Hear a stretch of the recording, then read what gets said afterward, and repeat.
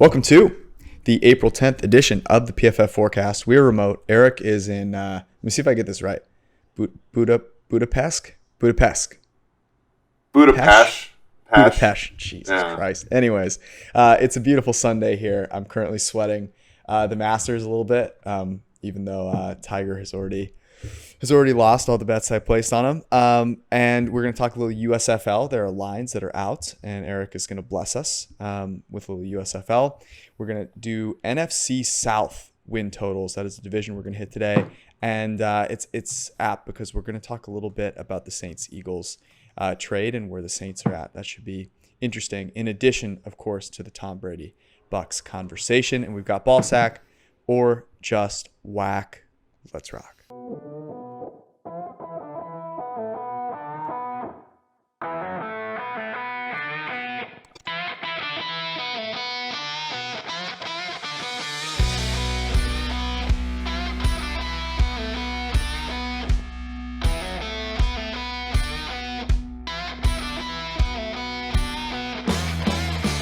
I understand that you've committed a sin.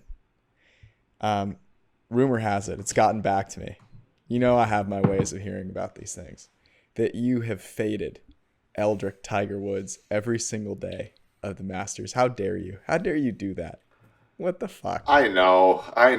Like, George, I'll say this. You weren't all in on Woods, so you are not part of my Darth Vader, subset of people. So, this is in no way me fading you. It was more just, I'm over here. I'm in Budapest. It's almost 10 o'clock here. You went with Budapest. So not just the Budapest, but so is that like elite level now? You've been there for 5 days. You're going to come back. You're like the girl who goes to Paris for like a month sophomore year and comes back and can't talk to anyone anymore because way too cultured. That's going to be you. Yeah, I just had Turkish food for dinner. I had some goulash during my as one of the meals at my sister's wedding. Of course. I can open a goulash. Took some awkward family photos, as you saw. Those were something. Luckily, the scenery was great. Anyways, tell me how did you fade Tiger? I want to know. Who did you bet on to fade Tiger? So here's again. This is back to my story. So a lot of the offshore sports books that I bet with don't work here because of the firewalls and all that stuff. The one out that I had that was reliably working gave me a Woods 1-on-1 with Tony Finau the first 2 days. So I bet Finau, I think it was minus 170 or something like that first day. Finau actually came from behind and pushed that day. And then the next day they offered Finau at minus 150. And I was like, oh, okay. I'll do this. So I take Finau minus 150. He has something like a 4-stroke lead on Tiger on Friday. Yeah, Tiger, not a good start for Tiger. Tiger's front nine was really bad.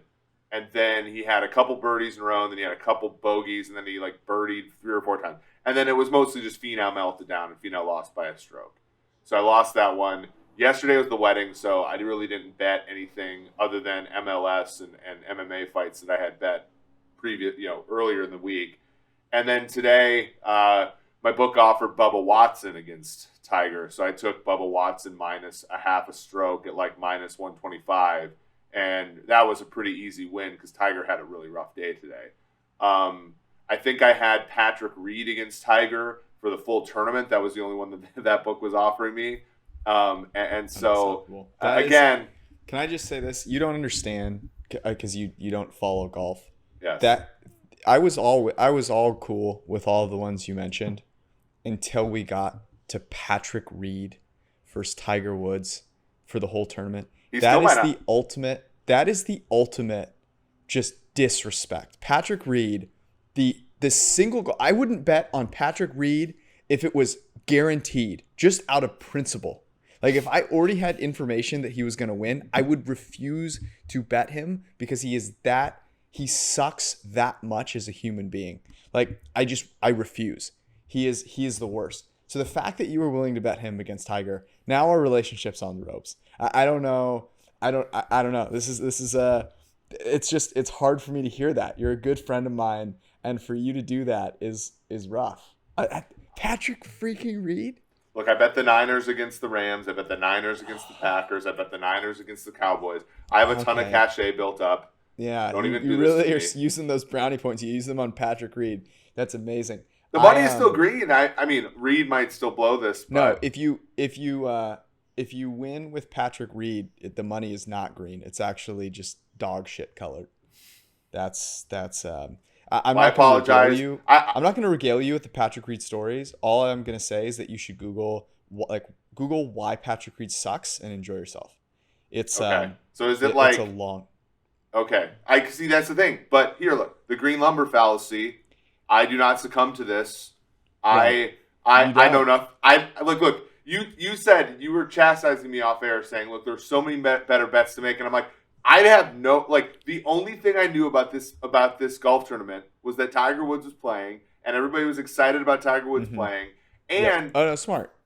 Furthermore, and look, I didn't even find a market. Like I said, my outs didn't even have him no to make the cut. I know one of my betting partners bet him no to make the cut and got 30 cents of closing line value, and of course lost.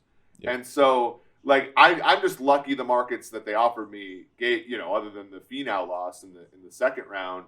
I don't know anything about this market, but I did know, I thought Woods might have been a little overvalued. And there was that one picture where they had basically, I think it was the probability of making the cut per somebody's model, and then the DraftKings price for the player, and Woods, and it was basically a straight line. Yeah. And Tiger was high price, relatively low probability of making the cut relative to his price. And again, it's just, I guess sports betting is all about finding those mismatches. Although I guess, not to get too technical here, but I'd be very curious how that model priced Tiger, because obviously he hasn't played in a very long time, right? And you're using, I'm assuming, a lot of things that look at recent performance, that look at world golf ranking. And so the fact that he hasn't played, obviously, you could have guys that are, you think about the model learning from data, right?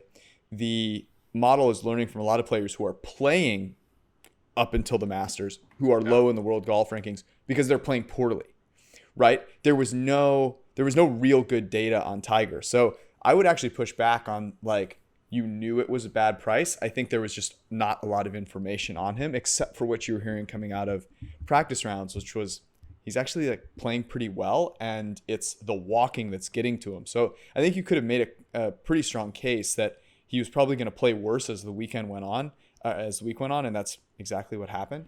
By the way, right now, just to let you know where we're at, we're on hole number 5. I took a little Cameron Smith, the Aussie. He was 3 strokes back to start. I took him plus 350 before the round started, and he got off to a birdie start. Has since gone bogey. So not great. I have a little Scheffler from a long time ago that will bring me back to even on the tournament, because obviously for the people I bet on Tiger.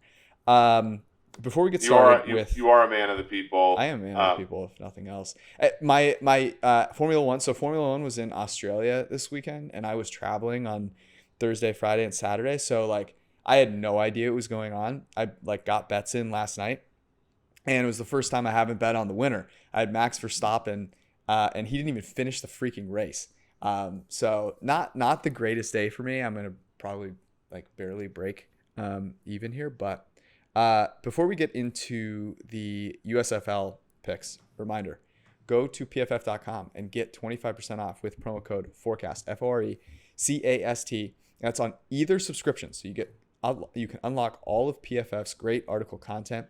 With the Edge subscription, you get the PFF NFL Draft Guide, PFF Draft Rankings, all of that great stuff that you absolutely need for the draft. And if you're planning on using your PFF subscription into next season, that means you want all the great betting tools that we have, including our player props tool, our best bets tool, and of course our betting dashboards with our model results for spread, total, and money line, and that comes with an elite subscription. So go to pff.com, get it for a full year, and it'll roll you through all the way to next spring.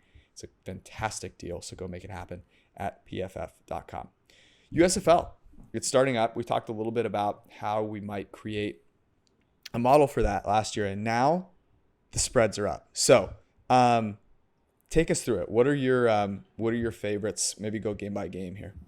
Yeah, so the numbers were released yesterday by Fox Bet, and basically every single it was an absolute egregious display of bookmaking. Like, let me actually Fox Bet? No. Yes. So, and granted, like the max bet was something like $20, so maybe that's what they were, sort of working with. But let's look at initial markets here. Had every single point spread at 1.5. Now they had different juice, but the totals were in the General Stallions game, which is Saturday night next week. 55 and a half. That's New Jersey Generals. New Jersey Generals. Yeah, New Jersey Generals, by the way, of Herschel Walker, Donald Trump, Doug Flutie fame in the 80s. Birmingham Stallions, that was 55 and a half. Houston Gamblers, Michigan Panthers was Michigan Panthers, Anthony Carter, Bobby Hebert. Houston Gamblers was Jim Kelly back in the 80s. And then that was 53.3. Philadelphia Stars of Carl Peterson, the former GM of the Chiefs, was the GM of the Philadelphia Stars. And New Orleans Breakers, that was 53 and a half. And then Tampa Bay Bandits, a team that signed our boss, Chris Collinsworth, to a contract in the 80s before the league folded, and the Pittsburgh Maulers, 56 and a half. Now, if anybody had followed along at any alt league in forever, knew that this was exactly what happened with all of them, right? The AAF Week 1, 2019 opened all their totals in the 50s. This was after an NFL season where totals shot up. 2018, the average total was like 48 and a half. And so the league hung, and literally every single week of that league, 75 of the under hits. So 3 out of every 4 games, the under hits. And by the end of the league, it was like 35 and a half was the average total, more or less. And then the XFL, now the XFL had some better rules, right? You had the 3-point conversion, you had the end of half clock stuff. The XFL was a lot better product than the AF. The AF was just like bad NFL with no kickoffs and no 2-point conversions, no PATs. But again, those ones, the unders were fairly solid. These numbers now, because they've been opened up on BetMGM, this is one of the things I'm going to bet when I get back to Indiana tomorrow. It is now these numbers. If you look at the totals, the last time I've checked, which are up there, New Jersey 46 and a half, Houston 44 and a half, Philadelphia 45 and a half, Tampa 45 and a half. So basically, if you were one of the first people that got small limit bets down on Fox Bet when they opened, you got 10 points of closing line value on the totals. Wow. In some of these cases. So a very egregious opening line there. And probably, George, a look into why a lot of these books that aren't sharp, like, and let's be honest, Fox Bet is more of a copier than anything, like why these books don't like to be the first to post lines, because oftentimes, their process is bad. Mm-hmm. Yeah, bad process at certain books is an absolute a guarantee, if you will. I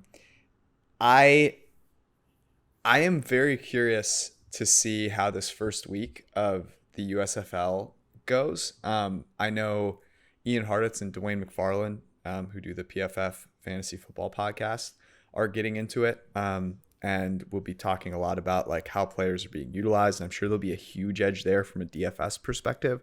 So I'd check out their podcast and their content as well.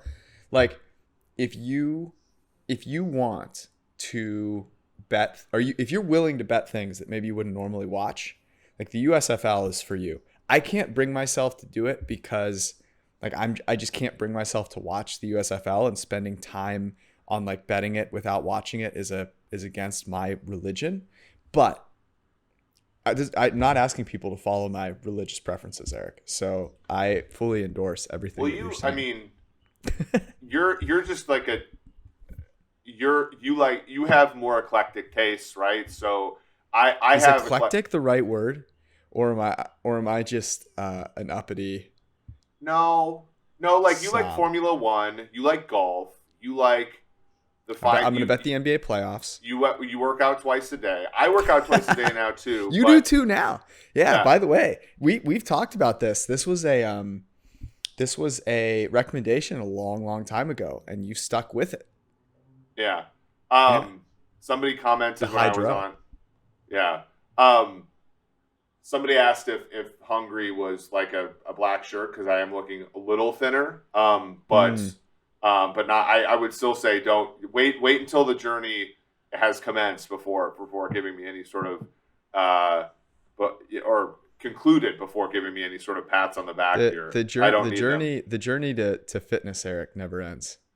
It True. never ends. That In is fact, yeah. I'll let the people know right now that I am considering some radical changes to the way I'm working out. But I won't talk. Once I figure it out, I'll let everyone know what I'm Well, doing. your issue is never doing it. It's always whether or not it gets stale. Exactly. So, uh, but like I also just think like you like football. Like I think obviously football is your job and it's one of your hobbies. But like it holds a different place for you than I think it does. Like I think you're like weird. You're much more normal than somebody like I am. So like that. That is not true. That's completely false. You I think the way that I would put it is that you are a football purist, and your love for the game is like it just runs deep. I don't know. I'm watching, like, golf is on right now, and I liken it to some of the ways that you hear golf analysts talk about the game of golf, where it's like they just love it way too much, and the way they talk about it is a little Yeah. nauseating. And they remind me of you in the way you talk about the USFL. Okay, let me ask you this, just for the education of our listeners here. Give me like one thing to know about the players on these teams. What is it that, like, someone betting Birmingham -2, for example? Like, what do they need to know about Birmingham to bet them -2? Yeah. By the way, the first three games, so the Friday night game and the two early Saturday games, are all +2.5. There's no home field advantage, so just remember that. Birmingham is -2.5. Michigan is -2.5. New Orleans -2.5. Interestingly, we made the games -2, -1, -2. So we're a little bit shading the underdog in all those games. And then the final game, Tampa Bay is -3.5 against Pittsburgh. We made Tampa Bay -3. So in my opinion, like I think maybe Pittsburgh +3.5 is a value. 3 is not going to be worth. It's going to be worth something different in this league because of the 1, 2, and 3-point conversions. Field goal kickers aren't quite as good, obviously, but offenses aren't quite as good, so they may have to settle for more field goals. So that's just something to think about. Every single one of these +2.5s, like I know right now because my betting partner Ben was like, hey, I don't see any teasers available yet. I would, because of the totals in this league, I would tease all the 2.5s to 8.5. I know that 7 and 8 are going to be less meaningful because of the conversions, but like the scoring being lower is going to mean more. So, So to answer, here's the thing: there are some coaches you've heard about. Todd Haley, the former head coach of the Kansas City Chiefs, offensive coordinator of the Arizona Cardinals that took them to the Super Bowl, and Pittsburgh Steelers with our friend Bruce. He's the Tampa Bay Bandits head coach. Jeff Fisher, formerly of the Houston Oilers, Tennessee Oilers and Tennessee Titans, LA Rams fame. He's the coach of the Michigan Panthers. And then you have Kirby Wilson, Mike Riley are two of the coaches as well. Kirby Wilson, the former running backs coach for the Vikings. Mike Riley, the former head coach of the Nebraska Cornhuskers, among other places. Kevin Sumlin, the Houston Gamblers head coach, is formerly of Arizona. Arizona out west in college football. The quarterbacks, I think you have some stars here. Jordan Tiamu, I think, is the real reason the Tampa Bay Bandits are the favorites to win the championship. He was very good in the XFL. He was quite good for, I believe, Ole Miss. You also have Kyle Sloter of Northern Colorado fame. He is the New Orleans Breakers quarterback. He was a very good preseason quarterback for the Minnesota Vikings for a few years. Those are two guys that I have positively graded. You also have Paxton Lynch, who was not the first quarterback taken by the Michigan Panthers, but he was one of them.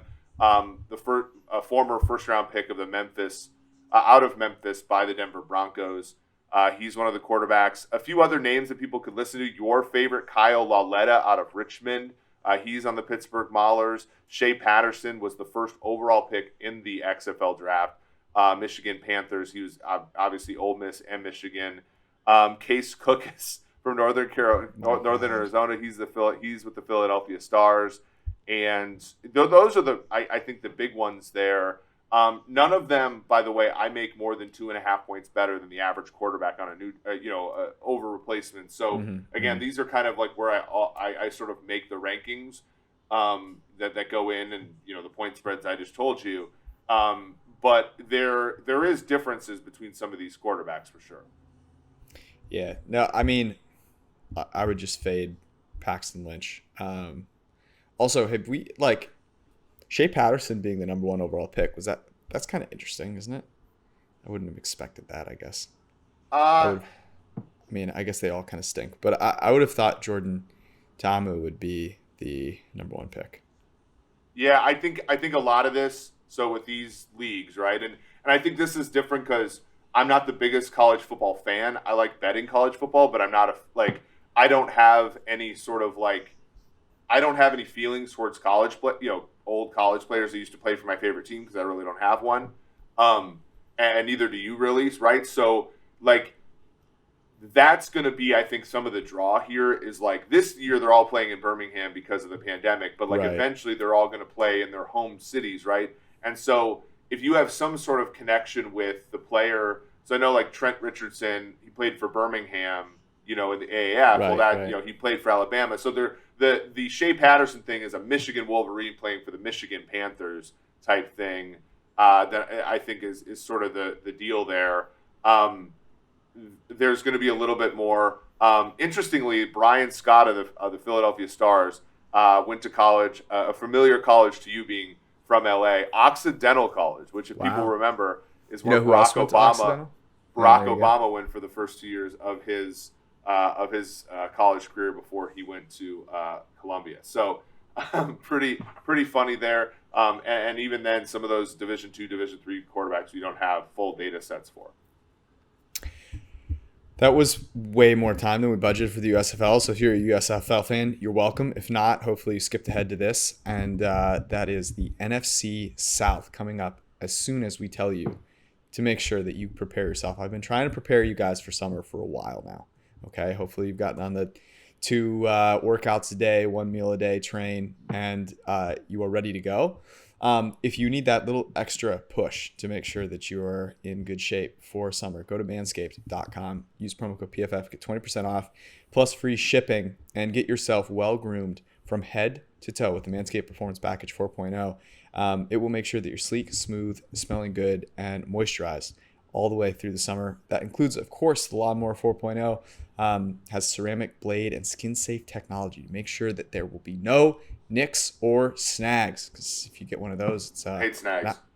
Not pretty. Includes, of course, the Weed Whacker. What was the Weed Whacker? Nose and ear hair trimmer, because yes, hair grows there too.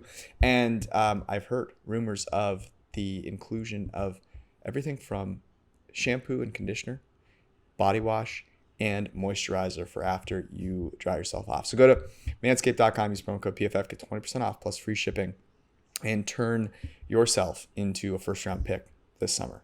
I don't even know why I said that. Oh, love that. Season. Love that. Yeah, thanks. I'm going to be more of a sleeper, but you know. No, you were a sleeper. Yeah, you were a sleeper, and now you're going to be a first-round pick.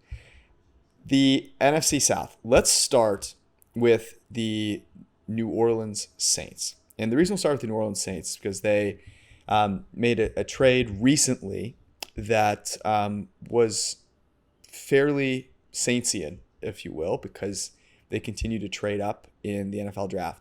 The Saints traded for the 16th pick from the Philadelphia Eagles, and also got the 19th pick and the number 194th pick, and they traded away pick number 18, pick number 101, pick number 237, a first in 2023, and a second in 2024.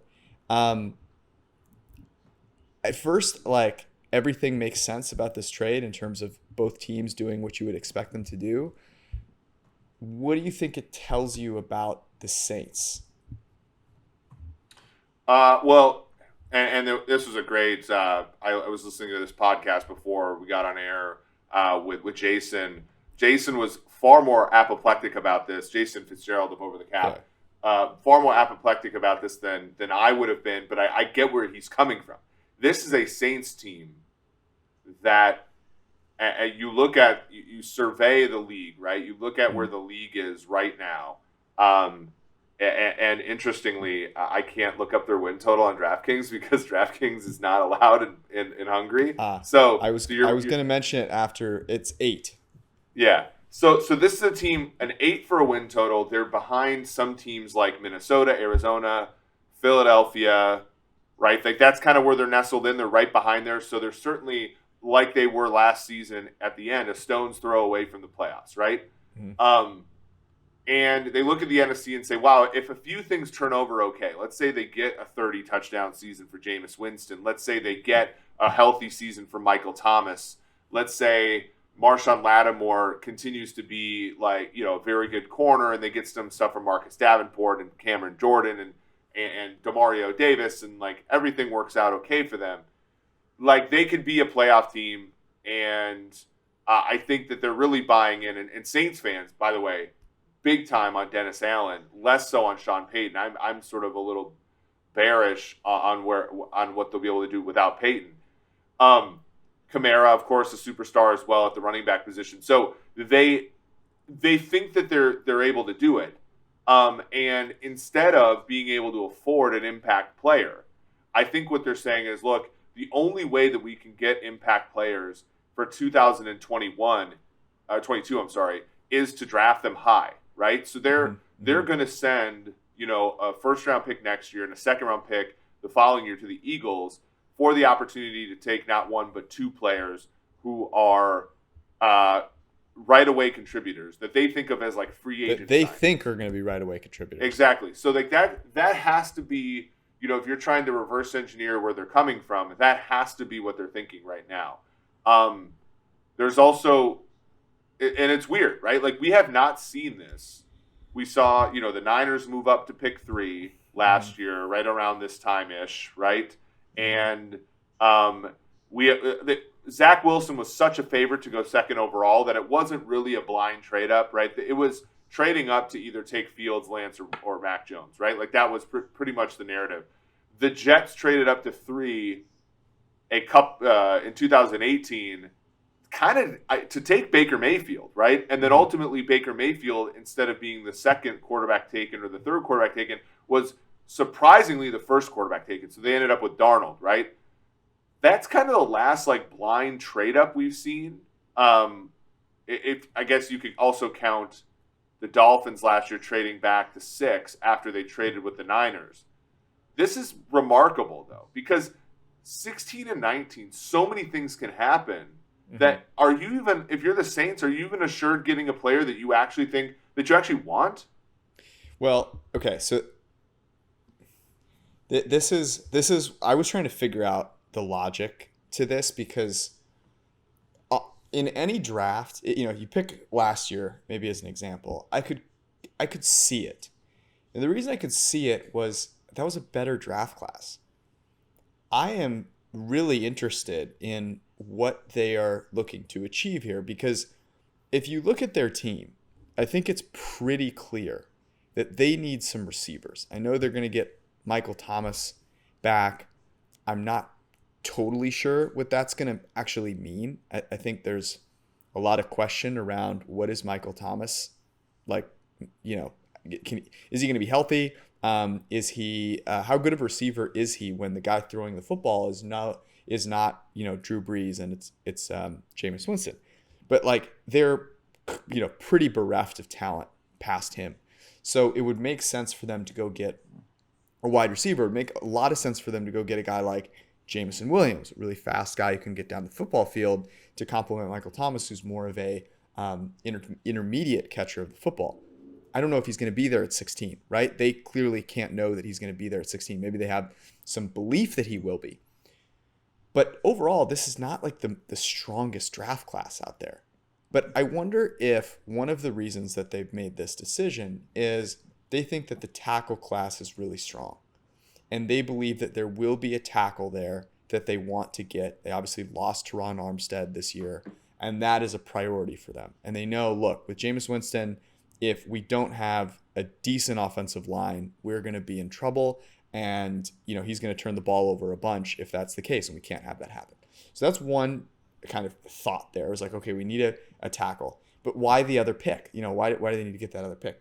And I'm wondering, Eric, if they feel that one of these quarterbacks is a guy that they should take a chance on. And the reason for that, okay, they have Jameis Winston. He's a risky bet, right? But he's also on a contract that is not prohibitive.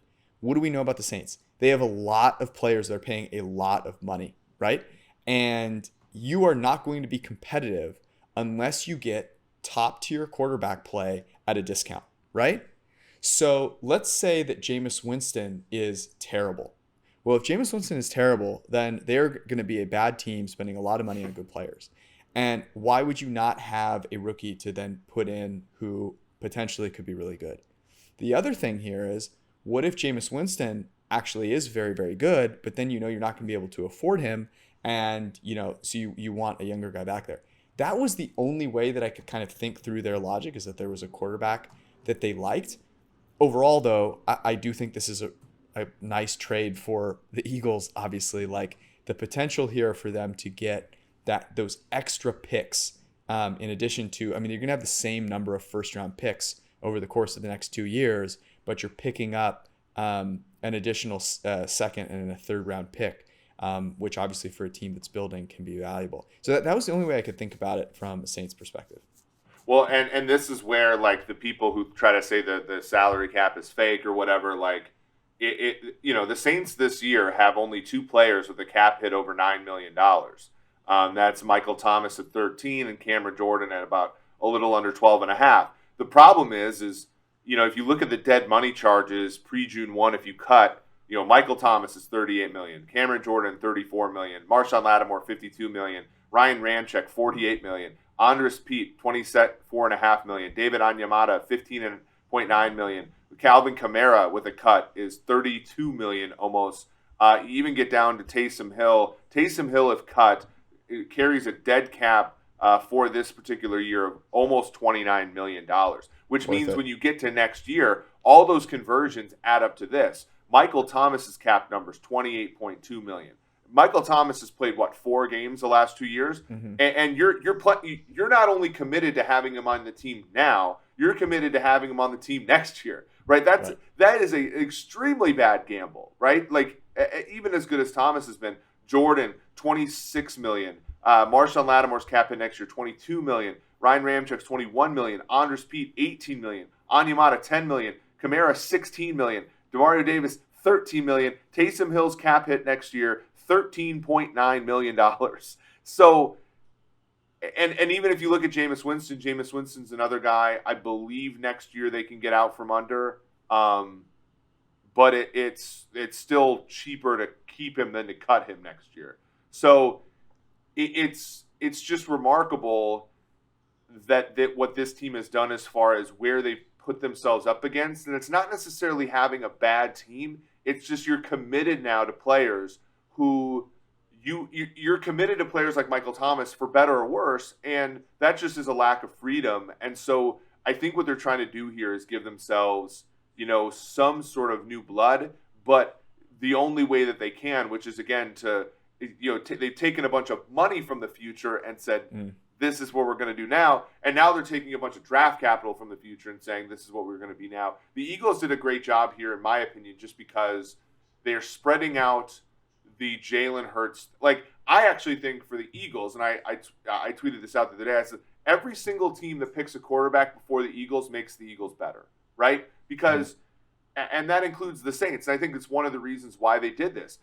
If the Saints want a quarterback and they're packaging players up to do this, then that benefits the Eagles because the Eagles are going to get a better position player for a draft that they clearly believe the quarterbacks aren't very good in, right? And so they're just going to continue to build around, Jalen Hurts and find out definitively whether or not he can be the guy, and then next year have extra ammunition in case they want to, get a quarterback. Should Jalen Hurts not be the guy? So for me, it's a very good one for the Eagles. It makes a lot of sense. What they did, and they're really taking advantage of what Richard Thaler and Cade Massey studied, 15 years ago, which was that the discount value for future picks is just way too high in the NFL for some teams.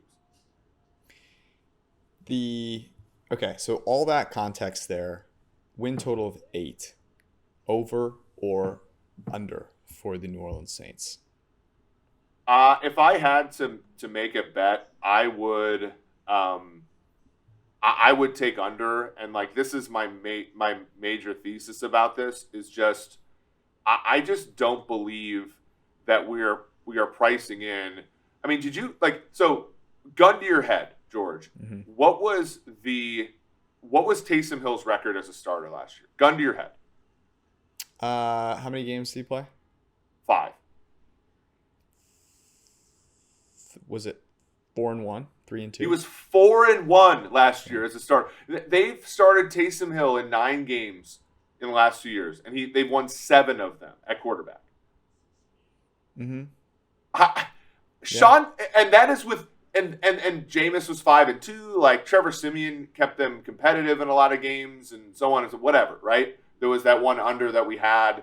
Remember that at lock of the week under that barely hit, and Siemian was actually okay in that game.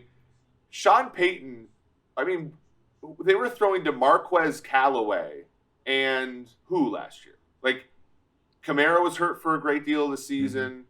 Mm-hmm. Offensive line's always going to be good for them. Even I think with Armstead they'll be fine. But Payton, like everybody, and again I said this about their win total. I said, I think we're all underrating Peyton. And everybody's like, well, no, Dennis Allen's the better coach. I'm like, Dennis Allen's got like really good football players. I don't understand on that at all. The whole defense, right? Like, and I'm not saying he's a bad coach. I'm just saying, that team got to 9-8 last year with no offensive weapons for much of the season, and we're expecting Sean Payton to go and for this thing to do well, like it. Does that compute for you? Other than Carolina and Atlanta being clearly bad, that could be 3-4 wins in and of itself.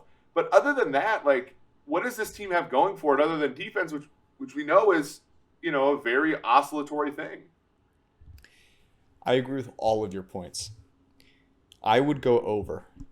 The reason I would go over is less about the Saints and more about the Panthers and Falcons being 2 of the 5 worst teams in the NFL. I mean, they are going to be awful, absolutely awful. And so here's where I will both agree with you on the Sean Payton thing, but also kind of see where maybe the people who are bullish, it makes some sense. The continuity, generally you bring in a new coach, it's like, it's kind of the same thing with Tampa Bay we're going to talk about here, right? It's different because Bruce Arians isn't Sean Payton, but like they're not bringing in a guy that no one has known before. And there is going to be some continuity there.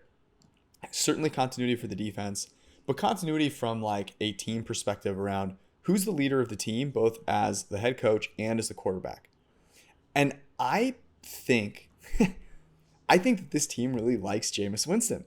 Jameis Winston, to your point, his top targets on third down, under pressure, and versus the blitz were a guy named Marquez Callaway. I'm sorry, but like, are you kidding me? I mean, Tom Brady hasn't had that bad of a top target since since the year where it all fell apart in New England. That's the only time. I mean, so this was a really horrid situation. His top target in the red zone was Alvin Kamara, and yet had nearly an 80 PFF grade. Here's where I'm a little concerned. Percentage of pressure dropbacks taking a sack was below league average at just 14%.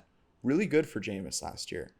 But he held on to the ball for 3.1 seconds. And I'm a little concerned that without a guy like Teron Armstead, that O-line gets a little bit weaker. And look, he has a high negative throw rate. That's something that is generally consistent from season to season. He needs to have a lot of opportunities to make big time throws. Sorry, I said almost 80, almost 75 PFF grade last year. He needs those opportunities. But against two teams in the division being that poor, with a coach that, even though he's different, is one that I believe that the players are excited to play for, and with regression positively, there's no way the receiving core can get worse, right? So maybe they take a receiver. They also get Michael Thomas back. Like, those are things that matter. Taysom Hill now full-time tight end. I mean, God only knows now that he's dedicating his time to being a tight end how good he's going to be. Those things all improve a little bit. I'm going. Do you know who the real backup is for the Saints right now? Who? The Red Rifle, Andy Dalton, too. So look, like our simulation does have 8.3, but the coaching stuff is factored in, but like, it was sort of more of an editorial decision. I will go against you here, but I like all the points you made. Like, I'm as pro Jameis, Jameis, 6 turnover worthy plays in 7 starts. Like, that's a pretty good. That's a pretty good start for him. That was good. Let me just say this though, and this is where I think that PFF data is so useful. And you can get all of this, by the way, in the quarterback annual, 25% off, the promo code forecast. So turnover-worthy plays, to your point, was better than league average.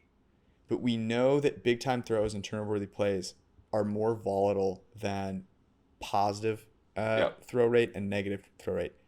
His negatively graded play rate was one of the highest in the NFL. Yeah, he's always going to be that quarterback. He's always going to be that guy. So it's like, you either put him in a position. I honestly think it's not too dissimilar from the like Carson Palmer Cardinals situations, where it's like, can we just put him in an offense where there's enough opportunities to make those great throws, that because he can make those, and he will make those. You just have to have an offense. And I guess that's your point, where it's like, hey, without Sean Payton, how confident can we be that those are going to show up? And I think it's a really good point. I really do. Because you look at one last point about him, because when you look at 26% of his throws were play action. He was 10.3 yards per attempt, no turnover worthy plays on play action last year, and the 3.1 time to throw, it was 3.3 with play action. So like, I think some of the stuff with Jameis is schemed, and we all know like what can happen to Jameis when the scheme is not. When the person doesn't go out of their way to make Jameis look good, it can get ugly. But like you said, the schedule there. What's the next team that we're going to talk about? We're going to save the Bucs for last, and we're going to move quickly through the Falcons and the Panthers. Let's go with the Falcons. By the way, for anyone who hasn't listened to the last few episodes and thinks we're still pro Falcons, this is the Fade the Atlanta Falcons podcast.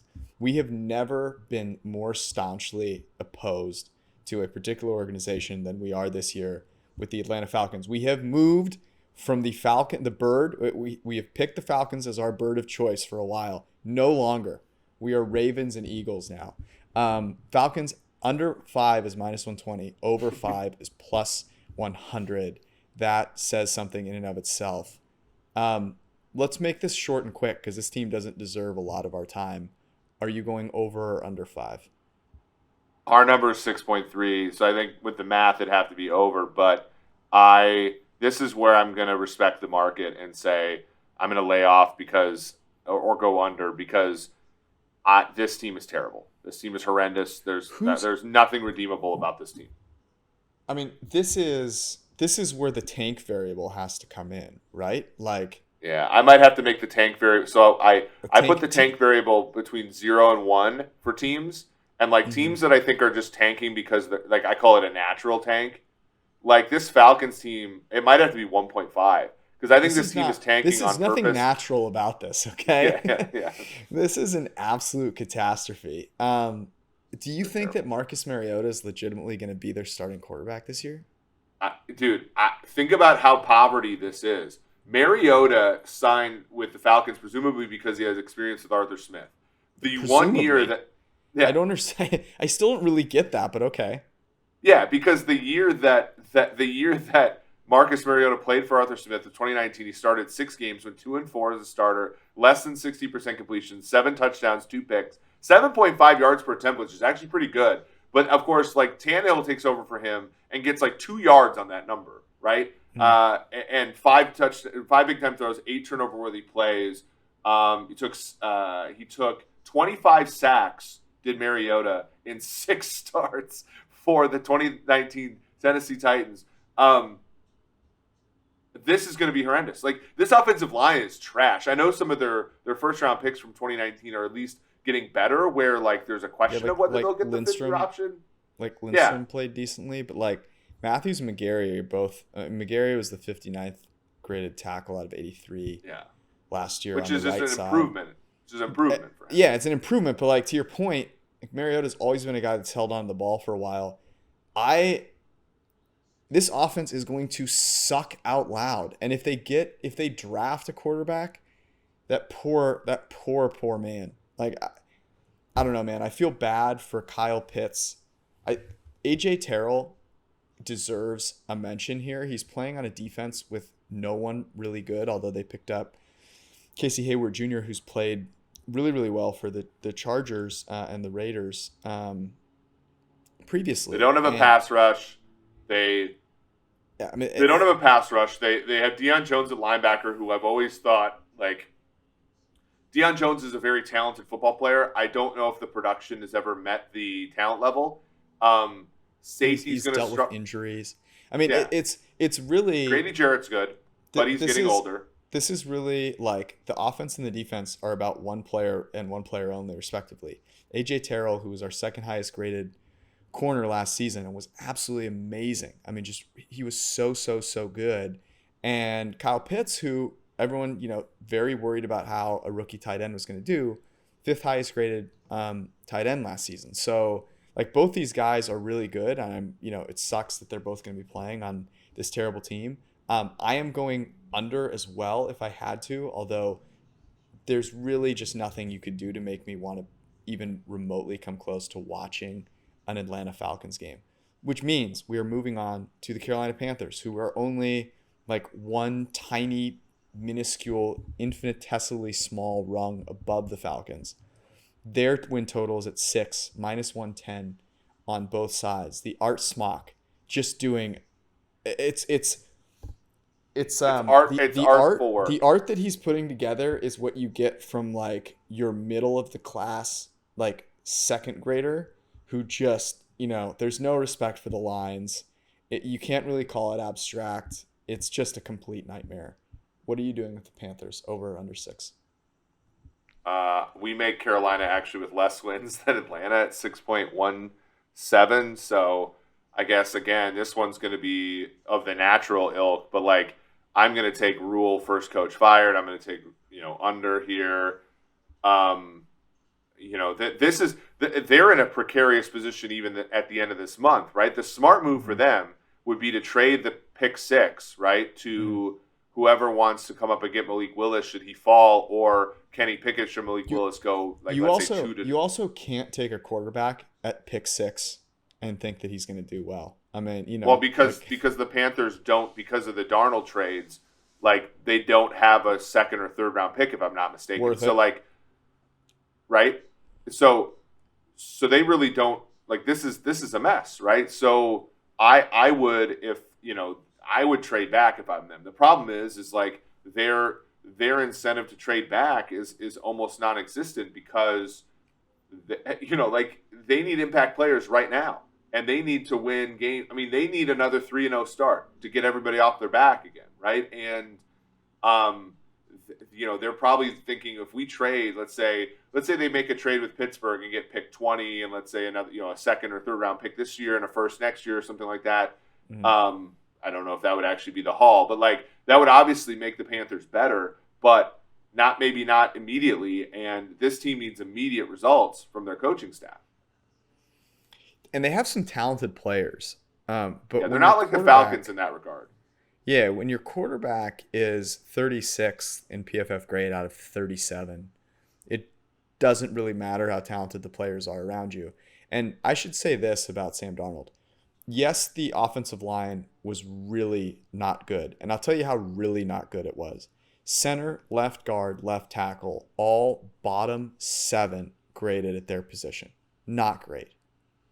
But you have DJ Moore, you have Robbie Anderson, Tommy Tremble is legit, even though he didn't grade particularly well last year if memory serves. But like he's a player that I think can end up being a good tight end, 6'4", like 240 athlete.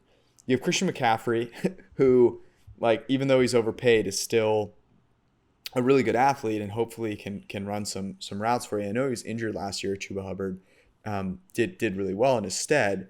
You have J.C. Horn, you have Jeremy Chin back there. You have Mr. Brian Burns. Like, there's some talent on this team, and Sam Darnold is so bad that it doesn't matter.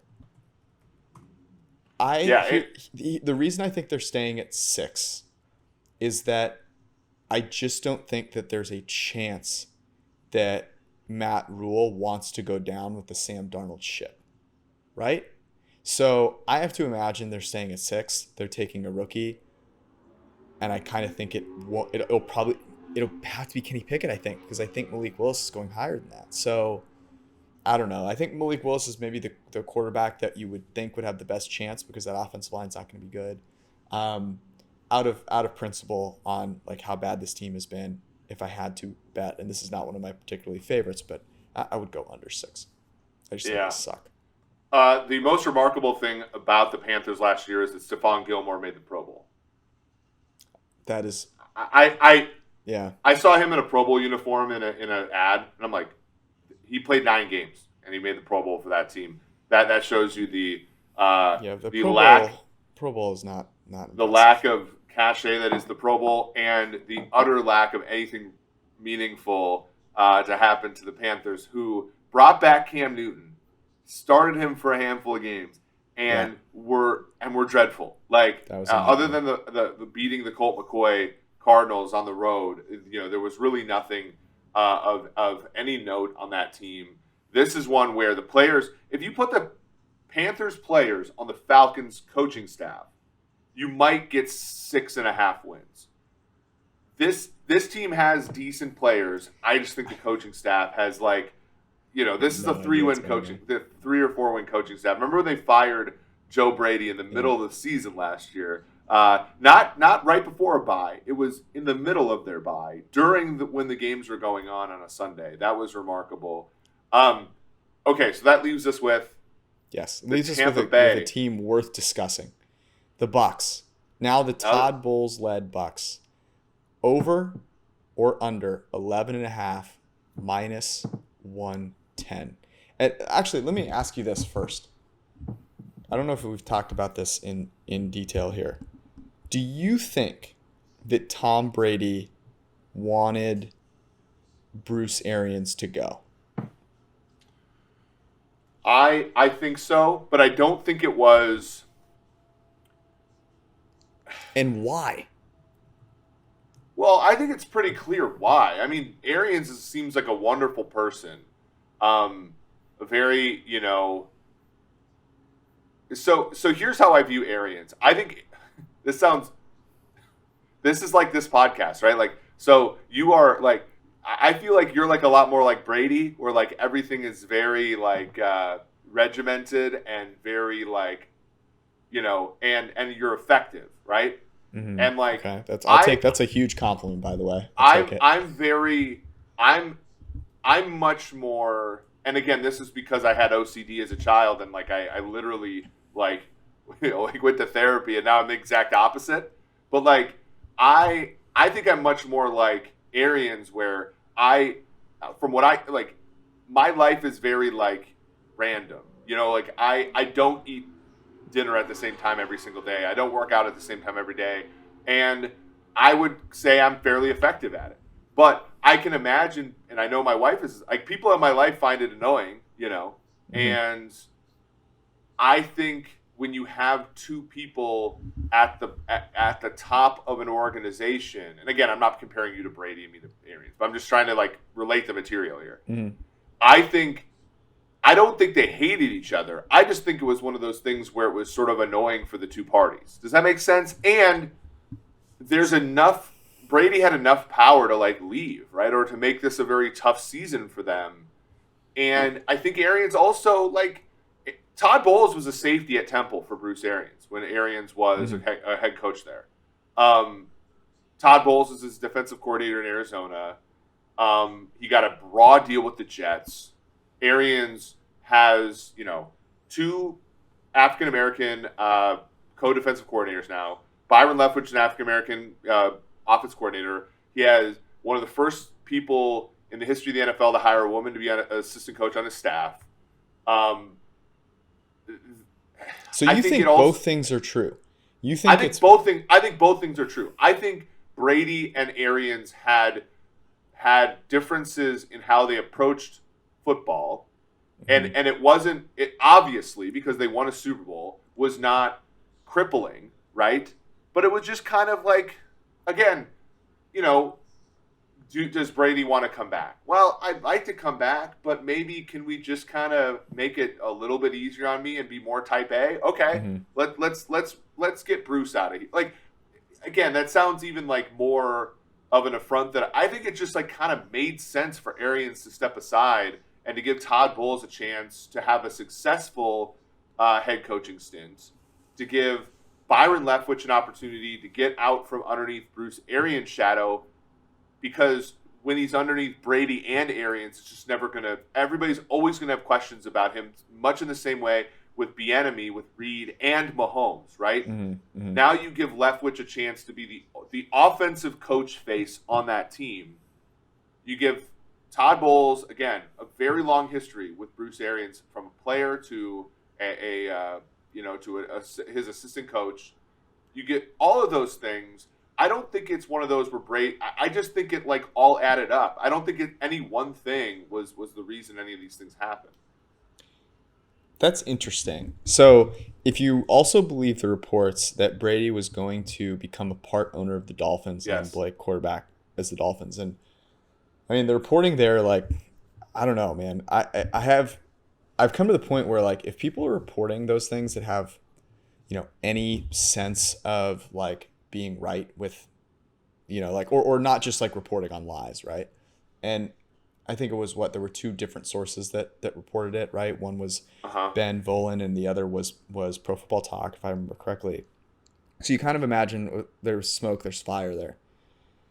It kind of aligns where it's like, okay, that was Brady's plan.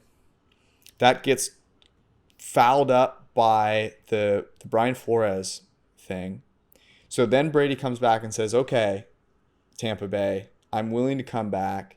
Here's what I'd like to have happen. I'm willing to let you guys figure out how you want to do that before I, kind of make that announcement. It all kind of lines up because it never really made sense for Brady to walk away. That thing was handled so weirdly.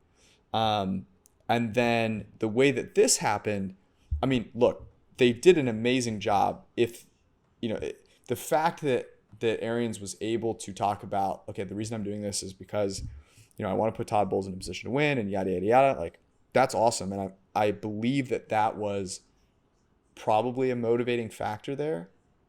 But I have a hard time imagining that he's actually doing that unless there's a little bit of a push. And maybe that, to your point, that little bit of a push made him kind of realize this is a great opportunity for me to do it this way. And this is how I'm going to talk about it.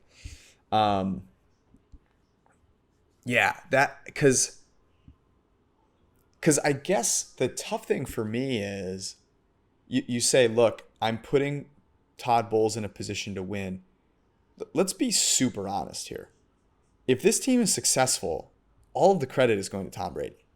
Tom Brady's the offensive coordinator. He's the GM. He's basically the freaking owner, except that he, clearly he actually wants his name as an owner. He doesn't have that with the Bucs. He wanted that with the Dolphins. Maybe he'll get that with the Niners next year. Who knows? But like that was the part that didn't make sense for me. It's like, oh, I'm putting Todd Bowles in a position to be like a great coach and like get credit for like being successful. The answer there is like, no, that's not happening.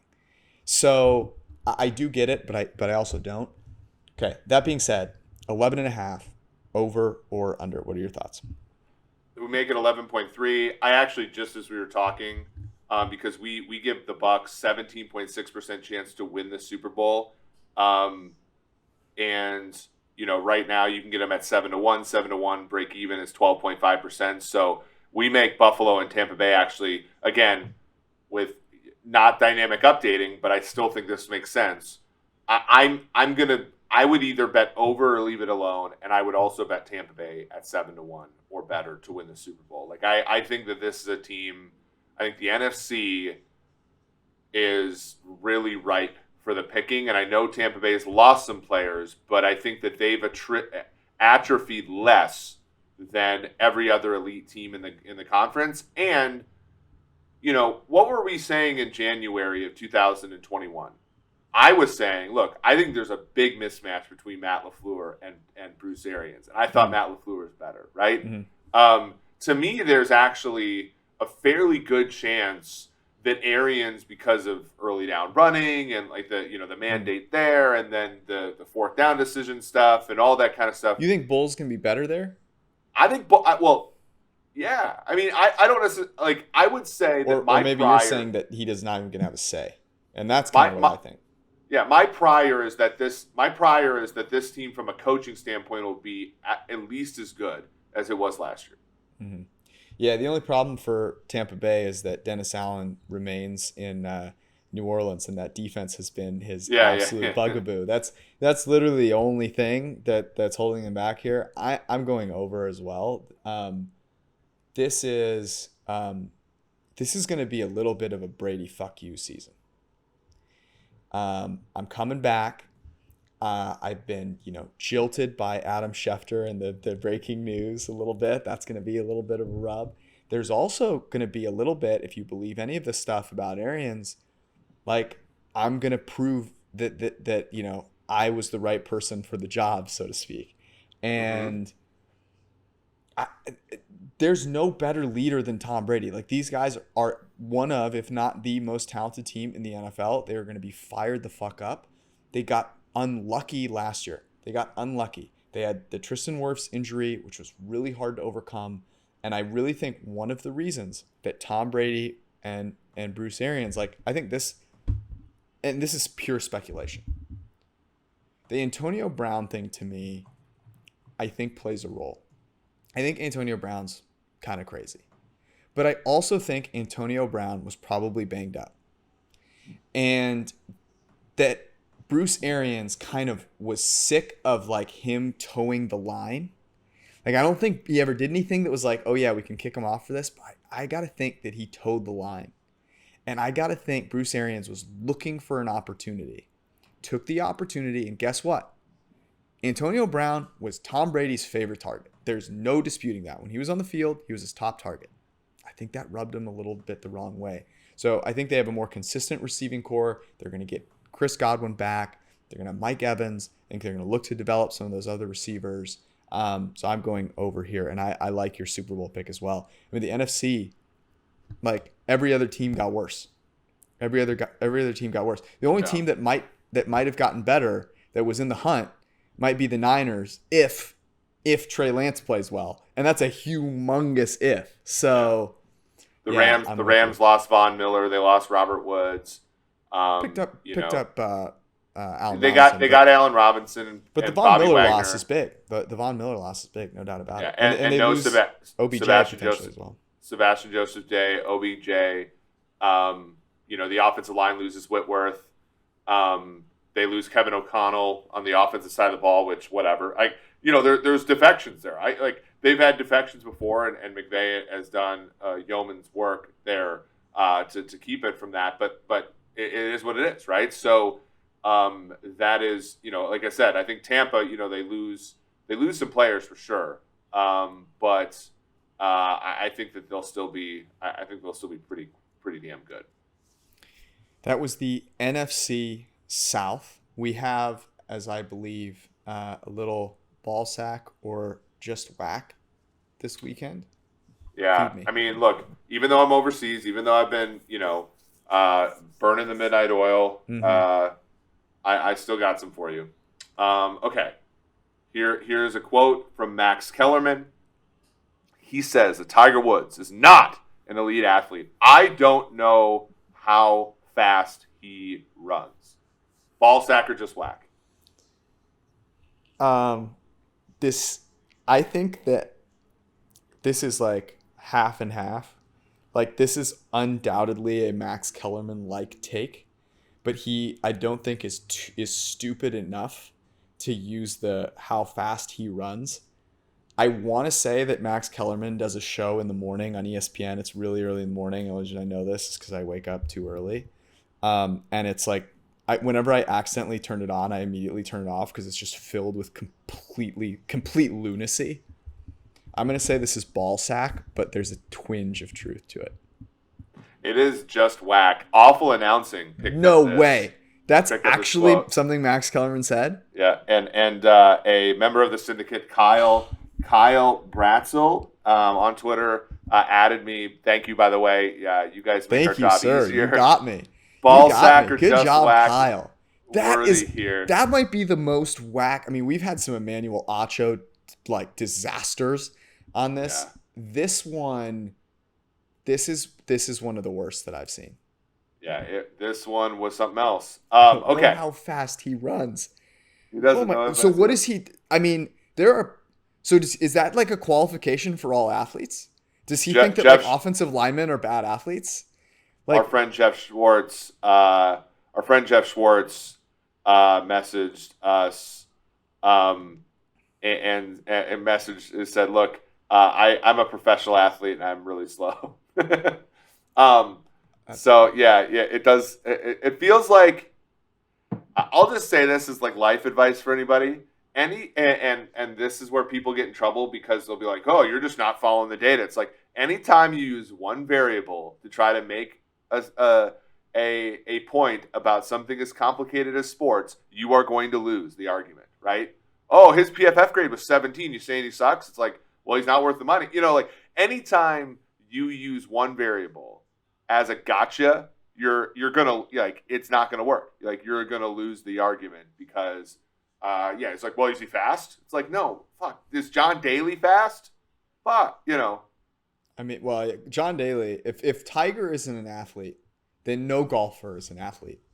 I mean, yeah, Tiger was like the best athlete to ever play. Like at times, I mean, that guy was yoked. I think that you could make a strong case that Tiger, and I probably don't have enough historical context here, but certainly in my generation, no athlete has done more for their sport, and this includes Michael Jordan. I'm not saying he's a better athlete than Michael Jordan, but no athlete has actually done more for their sport or been more dominant within their sport than Tiger Woods has been in a solo sport. Now, I know obviously there's some tennis players that have been very, very good, but what Tiger did for the game of golf, like there have been some really good tennis players. None of them have raised the interest in that sport. Well, and Woods was fundamentally different. Like Woods was wearing, the Jumpman and the Nike, and like he was wearing form-fitting shirts, and you could tell that he was actually, setting a trend among golfers to be built, right? And like if anybody is not an athlete in golf, it's not Tiger Woods. I will say that. That's not the person to make the example of. Okay. LeBron James drops 43 points in Capitals in the first round of the Cancun Invitational, year 20. Picture of LeBron James mean mugging the crowd at the Cancun Invitational. I mean, this is great. This is fantastic because this certainly got someone, and this is one of those ones where it's like the stupidity test, where it's like if this got you, like you have to be banned from ever retweeting or saying anything ever in your life. That's good. That's good. I also don't think that everyone talks about people going to Cancun. I don't think people go to Cancun anymore. I went to Cancun consecutive years in middle school as a family vacation, and I will never go back. We'll never go back. Okay, and a companion post video. LeBron James drops 35 points at family birthday party. Ankle looks great. How are you taking this Lakers season? Because other than like the Kobe, torn Achilles sort of like stretch run, like this is as bad. This is as disappointing as the Lakers have ever been, right? Like relative to expectations, and I know expectations were probably off because a lot of people could see before the season that like putting an old kind of shitty team around LeBron James was not good. It's not going to be good. But like still, I mean, this team is going to win. This team's going to lose 50 games. They're not like. Yeah, the way I'm taking this season. So my expectations of Russell Westbrook fitting in with this team, because I don't follow the NBA that closely. I follow it closely enough to know that was going to be a challenge, and I thought there was a chance that maybe they figured it out, like a small chance, but like it just wasn't going to work, man. It just wasn't going to work. And I like Russell Westbrook. I think he's a fun player. I really respect his game, I guess is the right way to put it. But like, you could have pulled a lot of people who watch basketball decently frequently and their expectations of this team would not have been high. That said, I think they would have, I thought they would have made the playoffs. So I am, as a Lakers fan, I am disappointed, although I see a silver lining, which is I think GM LeBron needed a wake-up call. And this is a fucking wake-up call. So that's my firm take. Not worried, re-energized. Okay, and then so both of those are Ballsack Sports. Yeah. This obviously. One is also Ball. I'm giving away this one as Ballsack Sports because the tweet was so fucking good that I couldn't do it. And it was a tweet that said the most signature move in NBA history, and I don't even know how to describe it, but it was and again they're just roasting LeBron because it's fun to do, and the guy that runs Ballsack Sports is from Cleveland, so it's kind of like roasting LeBron is look. I'm not a LeBron fan. He's an amazing player. Yeah. He is not, and people take this the wrong way. He's not too dissimilar to Russell Wilson. Russell Wilson is like an extreme case of LeBron and is obviously not as good, but like it's just so inauthentic and corny and annoying to like root for as a person.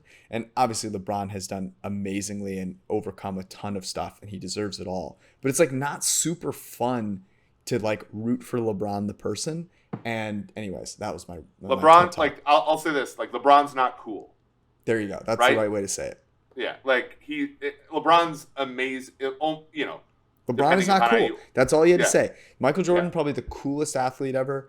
LeBron, nah. Anyways, which is rich coming from me. But the most signature move in NBA history was LeBron. LeBron, it's that move that he makes where he dribbles and he like kind of like puts it next to his hip and you know that this is great podcasting, but like that like sort of stupid 3-point shot he takes off the dribble, right?